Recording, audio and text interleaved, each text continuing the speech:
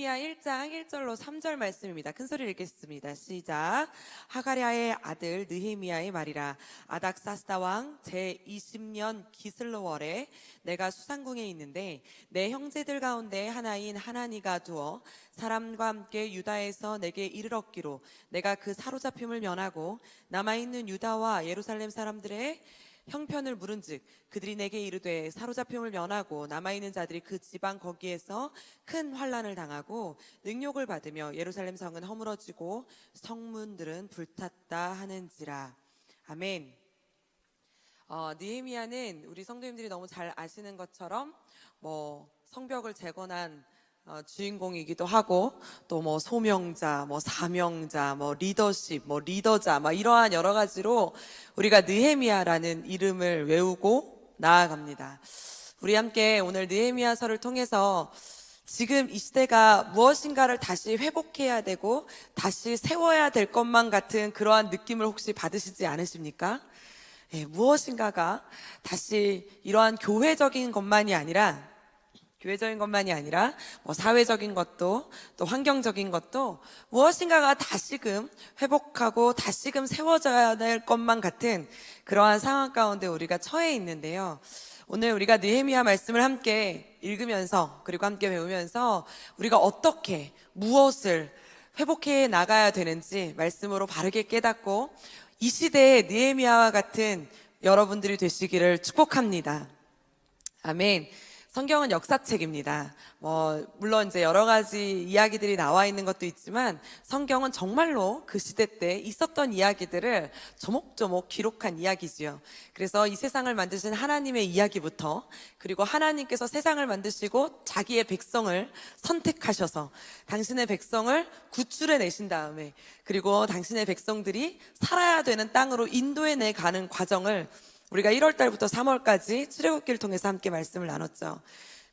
그리고 그들을 이제 젖과 꿀이 흐르는 땅, 가나안 땅으로 딱 도착하게 하신 다음에 자, 봐라, 여기가 너희들이 살 땅이다. 이렇게 해가지고 그 땅을 정복해 나가는 과정을 우리가 성경 속에 기록되어져 있는 걸 봅니다. 그런데 이스라엘 백성들이 내가 이제 하나님이 나를 선택한 백성이야. 역시 나는 하나님이 함께하는 사람이야. 라는 약간 자만에 빠졌는지 이 가나안 땅에서 살면서 하나님을 점점 잊어가고 하나님의 말씀을 잃어가기 시작하더니 끝내는 나라가 멸망하고 그리고 나라를 잃어버리고 그 하나님이 자, 이 땅이 너희 땅이야 라고 했던 그 젖과 꿀이 흐르는 땅조차도 빼앗기게 되어지는 신세가 되어졌죠. 그래서 이스라엘 백성들이 포로로 끌려가게 되었고 포로 신세가 되었습니다. 그리고 나서부터 이 70년이 흐른 뒤에 이 고레스 왕이 이제 바벨론과 싸워가지고 전쟁에서 싸워가지고 승리를 했어요. 그러더니 이제 우리나라에 있는 이 이스라엘 백성들을 해방시키리라, 유다 땅을 해방시키리라 이런 식으로 해방을 딱 시켜가지고 갑자기 포로 신세였던 이스라엘 백성들이 해방 독립만세를 외치게 되었죠. 그래서 70년 만에 이제 자기 땅으로 돌아가는 이제 시작이 되어졌는데 그게 1차 포로 귀환 시대라고 해서 수룹바벨과 함께 자기네 땅으로 돌아가는 1차 포로 귀환이 일어났고요. 그리고 나서 우리 성도님들이 잘 아시는 그 에스라 기억하십니까? 에스라서 이야기가 2차 포로 귀환 시대고요. 1차 포로 귀환 때 이제 귀환을 하고 또 2차 때도 귀환을 했는데 아직 귀환을 못하고 그리고 아직은 이 땅에 페르시아 땅에 살아가고 있는 남은 유다 백성들의 이야기가 이 느헤미야서의 처음 배경입니다. 이제 아시겠죠? 그러한 배경 속에서 이 느헤미야서가 시작이 되는데요. 그러니까 내가 기다리고 고대하던 이 포로 생활이 끝이 났고 그리고 내 나라, 내 고향 땅으로 다 돌아갔지만 돌아가지 못한 세대들 그리고 남아있는 세대들의 이야기가 펼쳐지는데요. 그 중에 오늘 말씀에 나오는 이 느헤미야는요, 그 이스라엘 땅에서 포로된 자가 아니라 포로된 부모님이 페르시아에서 낳은 자예요. 그러니까 피는 이스라엘 백성인데 고향은 어딜까요? 페르시아 땅인 거죠. 그럴 수 있잖아요. 그 땅 가서 이제 그 땅에서 나왔기 때문에 사실은 느헤미야는 이스라엘 백성과 그 이스라엘 땅을 밟아본 역사도 없어요. 그런데 이 느헤미야서를 시작하는 요 시작변에 보면은 좀 제 입장에서는 이해가 되지 않는 단어가 나오고 이해가 되지 않는 장면이 연출되는 거예요. 오늘 한번 보실래요? 느헤미야는 갑자기 이제 동생 하나니를 통해서 이제 하나니가 예루살렘을 갔다 오거든요. 갔다 오고 난 다음에 너 잘 갔다 왔냐? 그리고 그 땅이 어떻느냐? 이스라엘 백성들이 유다 백성들이 지금 어떻게 살아가고 있느냐라고 물어를 봐요. 느헤미야가. 하나니가 막 고통 중에 있고요, 막 아픔 중에 있고, 이게 이제 우리가 읽은 본문 말씀이에요.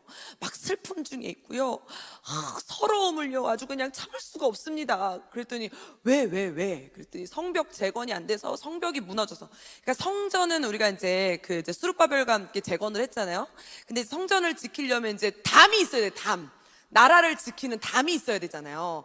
그런데 그 담이 다 허물어졌는데 그 담이 재건이 안 돼가지고 그냥 뭐 쳐들어오기도 하고 막 무시하기도 하고, 야 니네가 다시 회복될 것 같느냐, 니네 땅이 무슨 다시 여기서 살아날 수 있겠느냐 막 이렇게 무시하기도 하고 이런다는 거예요. 그런데 저는 여기서 이해 안 되는 장면이 나오는데, 우리 한번 4절 말씀 한번 다시 한번 읽어보실래요? 큰 소리로 시작. 내가 이 말을 듣고 앉아서 울고 수일 동안 슬퍼하며 하늘의 하나님 앞에 금식하며 기도하여. 아니, 제가 느헤미야서를 읽는데 이 4절 말씀부터 읽어지지가 않는 거예요. 왜? 아니 왜? 우리 사랑하는 성도님들, 느헤미야는요 직책이 뭐였냐면, 그때 당시에 페르시아 왕을 술 맡은 관원장이었어요. 그러니까 우리 예전에 이렇게 왜 조선왕조 500년 뭐 이렇게 그 드라마를 보면은 기밀상국 나오는 거 보셨어요? 이렇게 왕이 먹기 전에 독이 들었는지 혹시 미리 먹어보고 점검해보고 그러한 사람이에요. 그러니까 왕 옆에서 가장 가까이에 이렇게 붙어가지고 왕의 안전과 왕이 오늘은 건강한지 안 건강한지, 오늘 상태는 어떠신지를 옆에서 가장 가까이서 보는 직책이 느헤미야였단 말이에요. 그러니까 비록 느헤미야의 부모님들은 포로였을지 모르지만, 느헤미야의 그 피는 유다 백성일지 모르지만, 사실 느헤미야의 지금 삶은 괜찮아요. 인정받고 있어요. 그리고 잘 살아요. 명예도 있어요. 그러니까 느헤미야는 안정권에 들어섰단 말이에요. 뭐 아무나 왕을 옆에서 가까이에서 보좌하겠냐고요. 얼마나 왕이 신뢰하고 느헤미야를 인정했기에 자기 옆에, 그것도 내가 너는 믿는다, 네가 먹으라고 하는 음식은 내가 먹을게. 아니 그렇잖아요. 그러면 느헤미야 입장에서는 사실 지금 안정권에 들어섰어요. 뭐 그렇게 부족함 없이 살아가는 형편이란 말이에요. 그런데 느헤미야가 그 동생 하나니가 예루살렘 사람들이 아픔을 겪는다는 소식을 듣고 다시 한번 물어요. 왜? 그러니까 성벽이 재건되지 않아서 무시를 당한다는 얘기를 듣더니 그 자리에서 주저앉아가지고 막 울기 시작을 하는데, 오늘 말씀을 보니까 수일 동안이나 슬퍼하며 울었더라. 그리고 오늘 말씀에 보니까 또 뭐라고 나오냐면 금식하며. 그러니까 식음을 전폐할 정도로 이 사안이 느헤미야에게는 너무나 충격적인 일이었던 거예요. 느헤미야는 그 일이 너무나 큰 사건으로 다가왔던 거예요. 왜? 저는 이 느헤미야의 감정선을 이해하지를 못하겠더라고요. 네가 왜? 네가 왜 그렇게까지 슬퍼해? 네가 왜? 아니 느헤미야, 네가 왜 그렇게까지 수일 동안 왜 울고 있는 거야? 아니 자기 자녀가 죽기를 했어, 부모님이 죽었다는 이야기를 들었어, 아니잖아요. 왜 이렇게까지 이 감정선에 노출이 되어서, 왜 이렇게까지 수일 동안 울면서, 왜 이렇게까지 금식하며 기도했냐 이거예요. 그런데 여러분들 말씀을 자세히 보면요, 이 느헤미야의 이 울음과 수일 동안의 슬퍼한 게 시작이 되어집니다. 동기부여가 되어져서 이것을 시작으로 정말 성경의 이 권하나를 차지하는 느헤미야서가 기록되어지고, 우리가 평생에 이러한 리더자가 없었다, 이러한 소명자가 없었다, 이러한 사명자가 없었다라고 외칠 때 그때 당시에 느헤미야를 빼먹지 않는 인물이 되어집니다. 어떻게 이럴 수가 있었을까? 어떻게 느헤미야는 이러한 일을 행할 수 있었고, 어떻게 느헤미야는 성벽을 재건하는 이 시대의 느헤미야가 될 수 있었을까? 우리 오늘 제가 도전합니다. 지금 이 시대에 하나님 나라의 성벽 재건이 너무너무나 필요한 시대 가운데 우리가 살아갑니다. 우리 한국 땅에 정말로 아직까지는 그래도 예배가 살아있다, 아직까지는 그래도 기독교가 살아있다. 우리가 지난주에 저희끼리 그러한 얘기를 했어요. 그래, 한국은 아직까지는 살아있는 걸 얘기해 볼까? 그럼 우리끼리 막 이런 얘기를 하는 거예요. 그래도 아직까지는 스스로 기쁜 마음으로 헌금 드리시는 분들이 남아 계셔서, 아직까지는 처리하시는 분들이 남아 계셔서, 아직까지는 이러한 여러 가지 이야기들을 했거든요. 그럼에도 불구하고 우리가 이 땅 가운데 하나님 나라의 성벽 재건을 해야 될 시기가 지금 도래했다는 것을 우리가 마음속 깊이 느끼신다면, 이 시대의 느헤미야는 우리가 돼야 될 줄 믿으시길 축복합니다. 하나님이 오늘 이러한 도전과 열정을, 그리고 갈망을 우리 가운데 오늘 불어 넣어 주셔서, 하나님, 내가 이 시대의 느헤미야가 되겠습니다. 그리고 제가 오늘부터 시작으로 한 몇 주 동안 느헤미야 말씀 함께 나눌 텐데요. 어떻게 하면 이 성벽 재건을 할 수 있는지, 오늘 그 동기부여부터 오늘 함께 말씀을 좀 나누길 원합니다. 우리 함께 따라해 볼까요? 거룩한 땅에 씨앗을 심자. 거룩한 땅에 씨앗을 심는 일부터 시작이 된다는 거예요. 저는 그게 궁금했어요. 왜 느헤미야가 이렇게까지 수일 동안 울고 불고 했냐 이거예요. 느헤미야는 유다 땅을 사실은 가본 적도 없고, 그 땅을 내가 재건한다고 해서 다시 무슨 술 맡은 관원장을 내려놓고 그 땅 가운데 가서 살 수 있는 것도 아니잖아요. 그런데 느헤미야는 왜 그랬냐 이거예요. 왜 그 간절함이 있었냐? 자세히 봤더니 느헤미야에게 그 간절함은 부모님의 교육 때문이었습니다. 느헤미야 가운데 있는 이 믿음의 교육, 느헤미야에게 있는 이 역사 교육이 지금의 느헤미야를 만들었다는 거예요. 우리 사랑하는 성도님들, 느헤미야가 울면서요 기도하는 말을 자세히 보면 하나님 말씀과 이스라엘의 기나긴 역사를 그냥 딱 짚어내고 있거든요. 우리 7절 말씀 한번 읽어볼까요? 큰 소리로 시작. 주를 향하여 크게 악을 행하여 주께서 주의 종 모세에게 명령하신 계명과 율례와 규례를 지키지 아니하였나이다. 아멘. 아주 기가 막히게 느헤미야는 지금 이스라엘 백성들의 상태, 지금 우리 땅의 상태, 우리나라의 상태에 대해서 핵심을 정확하게 짚어내고 있어요. 그러면서 하는 말이 종 모세의 라는 말을 하면서, 하나님 이렇게 약속하셨는데 우리가 지키지 못해서 우리가 이렇게 됐잖아요 라는 것을, 자기들의 상태를 정확하게 짚어내거든요. 여러분, 느헤미야가 모세를 만나보기라도 했을까요? 아니면 모세를 어떻게 하냐 이거예요. 느헤미야가 태어난 거는 유다 땅도 아니거든요. 예루살렘 성전을 한 번이라도 가가지고 예배를 드려서 그곳에서 은혜를 받은 역사가 있는 사람이 아니란 말이에요. 그런데 느헤미야는 왜 모세를 이야기하면서 왜 이 땅이 어떻게 해서 망하게 됐는지 어떻게 이렇게 핵심을 짚었을까요? 다른 거 없겠죠. 역사를 모르는 나라는 망한다라는 이야기 아십니까? 느헤미야에게 끊임없이 부모님들의 이 역사 교육이 있었다는 거예요. 믿음의 교육이 있었다는 거예요. 말씀의 교육이 있었다는 거예요. 분명히요, 말씀 없이 우리나라는 망한 거야 라는 것을 느헤미야는 정확히 알고 있는 거예요. 우리나라는 말씀이 없어서 망한 거야. 하나님의 말씀을 지키지 못해서 나라를 뺏긴 거야. 우리나라는 하나님의 말씀을 지키지 못해서 우리나라는 이렇게 포로 신세가 된 거야 라는 걸 느헤미야는 정확하게 알고 있는 거예요. 그러면서 하나님이 종 모세에게 말씀하셨던 걸 우리가 잊어버려서 그런 거예요 라는 걸, 핵심을 오늘 정확하게 이야기하는 거죠. 누가 느헤미야에게 이런 모든 이야기를 알려줬을까요? 그의 부모님이죠. 여러분, 이 유대인들은요 지금도 이 어렸을 때 자기 생각이 크기 전에, 그러니까 가치관이 크기 전에 먼저 말씀 교육부터 시킨다고 해요. 말씀 교육부터. 그래서 이 유태인의 교육 이런 거 있잖아요. 이런 책 읽다 보면은 13살에 일단 쇼부 쳐야 된다 이렇게 막 써 있어요. 이러한 저속한 표현으로 써 있지는 않지만 13살 전에 게임 끝난다는 거예요. 거기 보면은 13살 전에. 그래서 내가 누구이고 내가 무엇으로 살아야 되고 이런 이 가치관이 형성되는 사춘기가 일어나기 바로 직전에 너는 하나님의 사람이야. 너는 하나님의 백성이야. 네 삶을 인도하시는 분은 하나님이야. 이거를 아주 계속 말씀으로 주입하고 암송하게 하고, 그래서 왜 성경에 보면은 우리가 쇠마 교육이라고 해가지고 뭐 미간에 붙여라 뭐 이런 얘기 있으시잖아요. 기억 아시죠? 뭐 손목에 붙여라. 왜 그래요?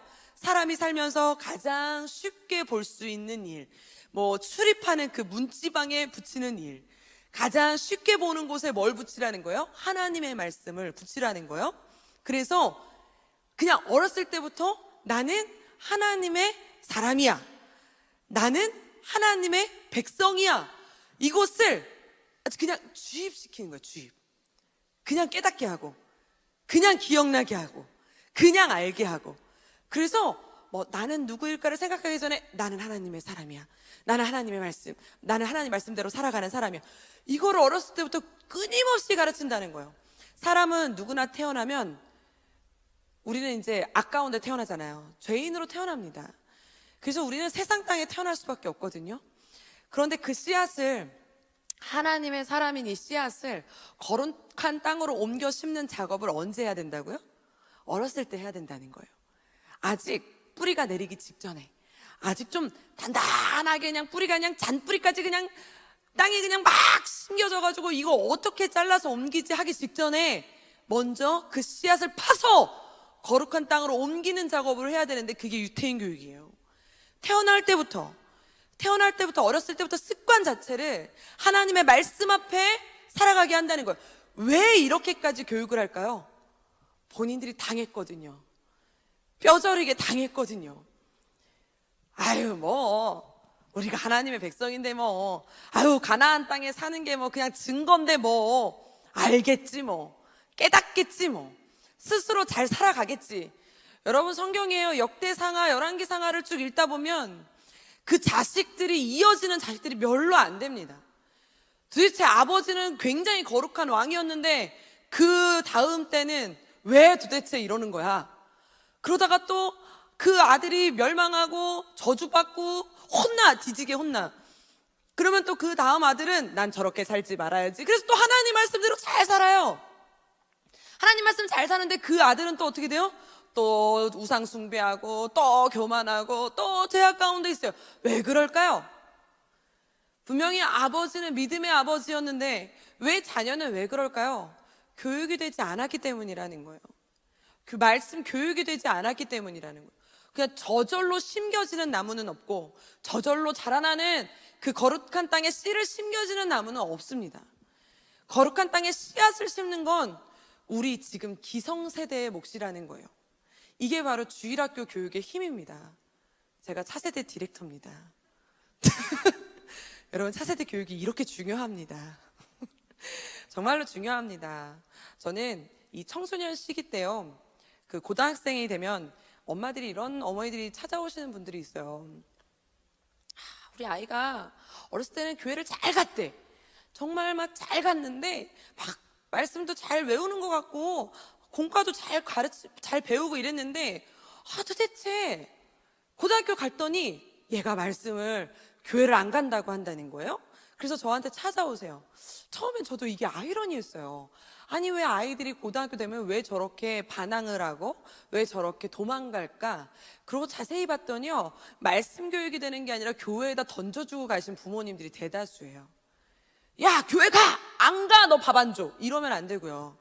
그렇게 해서 되는 것이 아니라 집에서도 어머니 아버지의 그 말씀 교육이 돼야 돼요. 일주일에 한 번밖에 안 되잖아요, 우리가 아이들을 만나는 시간은.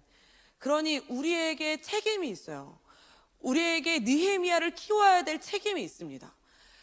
아직 이 사춘기가 되기 바로 직전에. 그래서 저는 청소년 때 아이들을 잡아나가기 너무 힘들거든요. 그래서 청소년 때 잡아나가기 힘들기 때문에 취학부 때 애들 좀 잘 잡아달라고 부탁합니다. 이때 주기도문을 외워야 돼요. 구구단 외운 것처럼. 뜻을 몰라도 괜찮아, 사도신경 외워야 돼요. 구구단을 그때 띄워야지 나중에 중학교 때 구구단 떼면 어떻게 될까요? 얘는 특활반으로 이제 보내지거나 아니면 수학을 전혀 못하는 아이로 크겠죠. 구구단을 저학년 때 떼야 되듯이 주기도문과 사도신경과 십계명은 저학년 때 떼야 됩니다. 그런데 그 저학년 때 주기도문과 이런 걸 떼기 전에 더 중요한 것이 있어요. 예배의 중요성과 말씀의 뭐 재미와 이걸 언제 느끼는지 아세요? 더 어렸을 때 느껴요. 더 어렸을 때. 더 어렸을 때. 더 어렸을 때 주입되고요. 더 어렸을 때 말씀이 교육이 됩니다. 그러니 여러분 차세대 교육에 많은 기도와 관심을 부탁드립니다. 여러분 차세대는요, 많은 사람을 막 부흥시키는 것보다 한 사람의 느헤미야를 만드는 것이 얼마나 중요한지 몰라요. 하나님은요, 이 느헤미야를 페르시아 땅에서부터 차근차근 거룩한 땅에 거룩한 씨앗을 심어나가는 작업을 하기 시작하셨어요. 느헤미야가 어렸을 때부터 뭐 얼마나 예루살렘 땅을 뭐 그리워하며 감사하며 살았겠어요? 아니에요. 어렸을 때부터 부모님에게 우리는 하나님의 말씀대로 살아야 된다는 것과 하나님의 말씀 없이는 너도 이렇게 망할 수 있다는 것과 우리가 포로 신세가 되어질 수밖에 없었던 건 우리가 하나님의 말씀을 다 지키지 않았기 때문이라는 것을 그냥 귀에 못이 박히도록 느헤미야가 들은 거죠. 그러니까 느헤미야의 마음 가운데서는 지금 내가 살아가고 있는 땅은 페르시아 땅이지만 그 마음의 본토 고향은 어디였게요? 예루살렘이었어요. 지금 내가 처해 있는 곳, 내가 여기서 유익을 얻는 것은 페르시아 땅이고 이 왕을 내가 섬기고 있지만 느헤미야 마음 가운데 있는 왕은 하나님 한 분이셨어요. 이것은 어렸을 때부터 느헤미야 가운데 아주 그냥 깊숙이 뿌리가 박혀 뿌리 깊은 나무가 되어진 거룩한 믿음의 사람이었다는 것을 오늘 이 자리에서 보여주게 됩니다. 우리 사랑하는 성도님들, 우리 아이들 다른 어떠한 것보다 살아계신 하나님을 두려워하고 경외하고 하나님 말씀 앞에 붙들려 살아가는 자녀들로 키워나가시는 우리 사랑하는 성도님들 되시기를 축복합니다. 잘 크겠지? 아니에요. 그 아이들이 장년 되어지면 걷잡을 수가 없는 거예요. 머리끄댕이 잡아가지고 뭐 갖다가 앉혀놓는다고요? 아니요, 절대 못해요. 믿음은 그렇게 해서 크질 못하더라고요.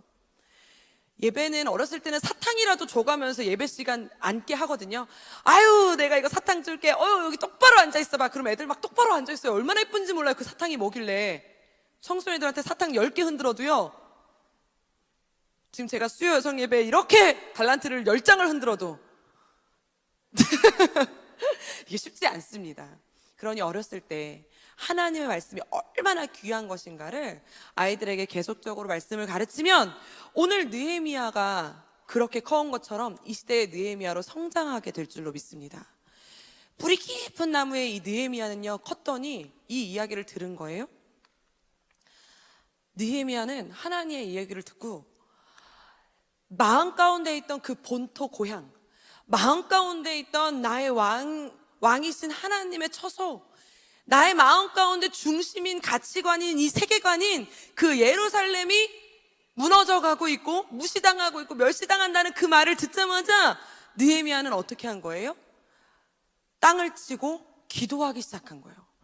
여러분, 느헤미야가요, 유다 땅을 능욕을 듣고 슬퍼합니다. 이 본향을 향해 눈물을 흘리고 금식하며 기도한다는 거예요. 우리 한번 오늘 우리 마음 가운데 한번 다시 한번 되새기기를 원합니다. 나는 느헤미야와 같은 이러한 슬픔과 아픔과 절절함이 내 안에 얼마나 자리 잡고 있는가. 도대체 내 안에 있는 이 믿음의 뿌리는 정말 하나님 나라에 있는 뿌리인가, 아니면 걸쳐놓은 가지인가. 오늘 우리 한번 좀 이 말씀을 보면서 좀 우리 자신을 스스로 좀 돌아보는 시간을 되기를 원합니다. 저는 요 3절 4절 말씀 한번 다시 한번 읽기를 원하는데요, 한번 읽어볼까요? 그들이 내게 이르되 사로잡힘을 면하고 남아있는 자들이 그 지방 거기에서 큰 환난을 당하고 능욕을 받으며 예루살렘 성은 허물어지고 성문들은 불탔다 하는지라. 그러면서 4절 말씀 뭐라고 그래요? 내가 이 말을 듣고 앉아서 울고 수일 동안 슬퍼하며 하늘의 하나님 앞에 금식하며 기도하여. 내가 이 말을 듣고, 이 갈급함이 우리 안에 있기를 축복합니다. 여기서 찔림이 있기를 원합니다. 저는 이 3절 4절에 이어지는 요 말 있잖아요. 내가 이 말을 듣고, 내가 이 말을 듣고. 나는 어떤 말을 들었을 때 무릎을 꿇습니까? 제 자신을 봤더니 진짜 내가 어떤 말을 들었을 때 기도를 하고, 내가 어떤 말을 들었을 때 눈물을 흘릴까, 내가 어떤 말을 들었을 때 금식을 하고, 내가 어떤 말을 들었을 때 하나님 앞에 나올까를 봤을 때 다 가족이에요. 가족. 거의가 하나님 나라의 재건이, 성벽이 무너진다라는 것 때문에 내가 그렇게 울어본 적이 있었나? 이 땅에 하나님 나라가 무너져가고 있다는 것 때문에 내가 정말 이렇게 수일 동안 울면서 금식하며 기도한 적이 있었나라는 생각이 드는 거예요. 예전에 한참 우리나라의 구국 기도회가 유행한 적이 있었어요. 한참. 그래서 구국 기도회 하면 막 사람들이 모여서 구국 기도회, 나라를 위해, 우리 나라를 안정과 평화를 위해서 막 기도하시는 분들, 이 구국 기도회가 있었거든요. 저는 그 구국 기도회 갔을 때가 제일 은혜가 안 되는 거예요. 나랑 별 상관이 없게 느껴지는 거죠. 그런데 있잖아요. 치유 기도회, 회복 기도회, 이런 데 가면은 하나님 내 마음의 아픔을 막 이런 거 있잖아요. 막 쓴뿌리를 막 이러면서는 되게 울어. 하나님 고쳐주세요, 치료해주세요, 막 이런 거는 되게 우는데, 나라와 평화와 안정을 위해 이런 걸 내가. 그런데 더 나가서 하나님 나라가 이 땅 가운데 펼쳐지는 것이 하나님의 뜻입니다. 믿으시길 축복합니다. 하나님의 나라가 이 땅 가운데 이루어지도록, 이게 우리 주기도문의 기도의 핵심이잖아요.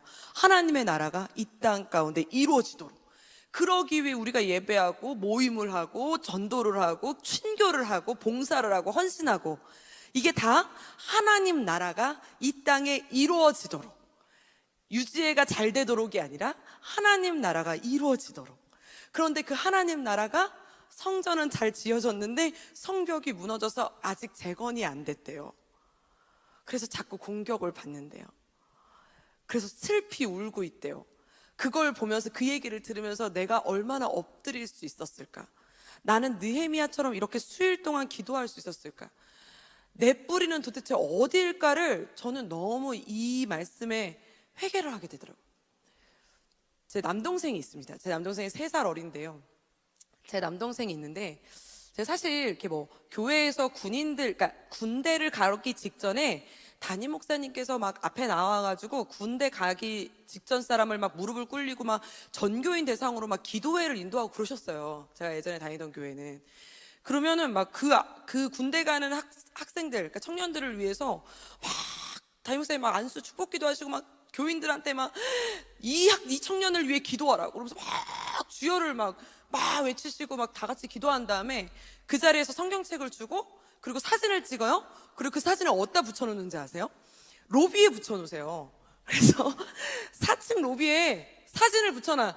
1 군인 이렇게 이름을 붙여놔요. 이 아이는 몇 년도에 입대해서 몇 년에 제대니, 그 기도 제목, 이 아이는 건강을 위해 가족, 이렇게 해놓는 이 사진들을 로비에, 사람들이 제일 많이 다니는 로비에, 이 시대를 책임지는 군인들을 위해 기도해 주십시오, 이렇게 해가지고 붙여놨을 때, 사실 그게 그렇게 내 마음에 와닿질 않아요.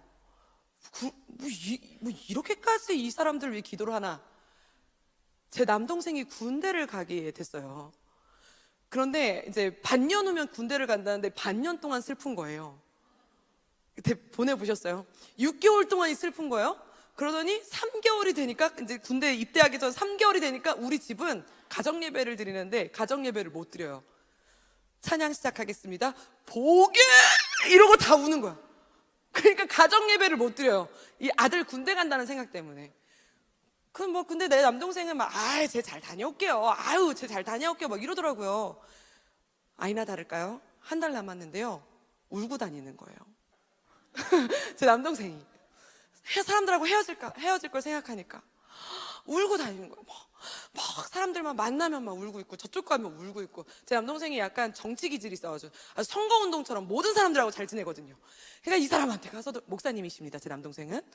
뒤쪽 가서도 막 울고 있고, 저쪽 가서도 울고 있고, 막 울고 있는 거예요. 남동생이 군대 바로 들어가기 바로 전날 우리 가정 예배를 드렸어요. 드렸을까요? 정말 모여서 5분도 안 돼서 엄마는 침대 위로, 아빠 혼자 노래 부르셨어요. 아빠 혼자 눈을 들어 산을 보니 막 이렇게 찬양하시고, 저는 저쪽 방에, 언니는 이쪽 방에 다 울고 있는 거예요. 그러니까 제가 제 남동생을 보내놓고 저희 어머니가 한 달을 침대에서 안 일어나셨거든요. 아들 생각하면. 근데 그걸 보면서 군대를 보내는 그 자녀를 위한 기도가 그러한 마음에서의 기도구나. 그리고 그것을 보는 부모님들의 기도가 저렇구나라는 생각이 들더라고요. 내가 그 상황이 돼 보니까 그게 그런 거예요. 근데 그때 당시에 제가 다니던 그 교회 목사님은 아들을 보내신 이후로 그 제도가 생겨났다고 하더라고요. 아들을 군대를 보내고 난 다음부터 그 제도가 생겨났다고 그래요. 그런데 제가 근데 그러한 모습을 그때 생각을 하면서 정말 내가 그 고향이 내 고향이면, 그 나라가 그 내 나라면, 그 하나님이 나의 아버지시면 그분이 눈물 흘리는 곳에 나도 같이 눈물을 흘려야 되고, 그 땅이 무너진 곳에 나도 슬퍼해야 되고, 그 하나님이 아파하는 곳에 나도 같이 아파해야 되잖아요. 그렇죠? 그래야 되잖아요. 내 가족이 군대 간다는 거랑 남이 군대 간다는 거랑 이 온도차가 다른 것처럼, 왜 나는 내 가족이 구원받는 거랑 옆집 사람이 구원받는 거랑 이 땅 가운데가 하나님 나라가 세워지는 거랑 왜 온도차가 있냐는 거예요. 내 뿌리는 도대체 어디에 내려져 있길래, 나는 도대체 어떻게 내려져 있길래. 여러분, 느헤미야의 이 절절한 그 수일 동안 울며 불며 기도한 이 기도는요, 자기의 안위를 위해서 기도한 적이 없어요. 자기를 위해서 기도한 적이 없어요. 하나님, 내가요 지금 술 맡은 관원장 너무 힘드니까 좀 제가 떡 맡은 관원장 되게 해주세요, 이런 기도한 적이 없어요. 느헤미야가 수일 동안 울면서 하나님 앞에 금식한 건, 하나님 저 땅, 하나님 성벽, 하나님 하나님의 성전, 하나님 하나님의 사람의 긍휼, 그걸 위해서 울며 기도한 거예요. 그러면서 기도를 이렇게 합니다. 우리 11절 말씀 한번 읽어볼까요? 큰 소리로 시작. 주여 구하오니 귀를 기울이사 종의 기도와 주의 이름을 경외하기를 기뻐하는 종들의 기도를 들으시고 오늘 종이 형통하여 이 사람들 앞에서 은혜를 입게 하옵소서 하였더니 그때 내가 왕의 술관원이 되었느니라. 이 은혜를 입게 하옵소서가 무슨 말인지 알아요? 이 은혜를 입게 하옵소서가 내가 술 맡은 간원장이 잘 되게 해주세요가 아니에요. 하나님, 내가 아주 그냥 돈을 잘 벌어서, 아니면 명예가 올라가서, 하나님 내가 좀 은혜를 입어가지고 권력이 높아져서, 이게 아니라 이 은혜를 입게 하옵소서는 하나님, 하나님의 성전을 다시 회복하는 일에, 하나님의 나라가 재건되어지는 일에, 하나님 내가 그 일에 쓰임받을 수 있도록 은혜를 주옵소서. 내가 그 사람 한 명을 하나님 나라로 데려오는 일에, 그 일에 내가 쓰임받을 수 있도록 길을 열어주시고 능력을 주시고 만남을 허락하시고 환경을 허락하여 주셔서 이 하나님 나라가 재건되는 일에 나를 쓰임받게 해주세요라는 말이 이 은혜를 입게 하옵소서입니다. 이 기도가 시작이에요. 이 절절함이 시작이에요. 예루살렘의 성벽은 좋은 재료, 많은 사람들, 물론 그것도 마찬가지입니다. 그것도 다 나중에 여러 가지 일들을 이뤄냈지만 그 일이 시작되기까지는 느헤미야의 이 절절함에서였어요. 느헤미야의 절절함. 여러분, 코로나 시기 가운데 아직까지도 전도하냐고 물어봅니다. 왜 전도하냐고, 도대체 왜 그렇게 전도하냐고, 왜 그렇게 길거리 나가서 전도하냐고, 좀 스마트하게 전도하라고. 우리 사랑하는 성도님들, 어떻게 전도하는 겁니까? 그 절절함으로 나가는 겁니다. 절절함으로.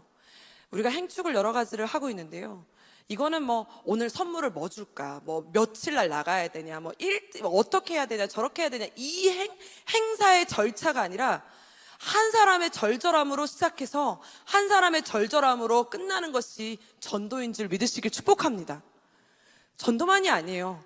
사역도, 예배도, 하나님의 나라도 이 절절함으로 시작한 한 사람의 이 절절함이, 이 간절함이 성벽을 재건하는 일의 시작이 되어진 줄 믿습니다. 오늘 우리 마음 가운데 하나님, 지혜로운, 아니면 지식적인, 아니면 경험적인 능력과 용기, 그것보다 하나님, 내 마음 가운데 하나님의 마음의 절절함을 허락하여 주시옵소서. 그래서 이 땅을 하나님 나라를 이뤄가는데 나의 마음의 이 간절함과 절절함으로 시작하여 주시옵소서. 오늘 이렇게 찬양하고 기도하는 우리 수요 여성예배 성도님들 되시기를 축복합니다. 우리 함께 두 손을 가슴에 얹고요, 우리 함께 이렇게 찬양하며 나가길 원합니다. 아버지, 당신의 마음이 있는 곳에 나의 마음이 있기를 원합니다. 이 찬양의 가사가 그냥 흘러가는 고백이 아니라 내 마음 가운데 고백이 되고 살아있는 고백이 되어서 하나님이 함께 하시는 고백이 되게 해달라고 우리 함께 찬양하며 나갑니다. 아버지, 아버지, 당신의 마음이 있는 곳에 나의 마음이 있기를 원해요. 아버지, 아버지, 당신의 눈물이 고인 곳에 나의 눈물이 고이길 원해요. 아버지, 아버지, 당신이 바라보는 영혼에게 나의 두 눈이 향하길 원해요. 아버지, 아버지, 당신이 울고 있는 어두운 땅에 나의 두 발이 향하길 원해요. 나의 아버지의 마음 알아. 내 모든 뜻 아버지의 뜻이 될 수 있기를. 나의 온 아버지의 마음 알아. 내 모든 삶 당신의 삶 되기를. 우리 한 번 더 고백할까요? 아버지, 아버지, 당신의 마음이 있는 곳에 나의 마음이 있기를 원해요. 아버지, 아버지, 당신의 눈물이 고인 곳에 나의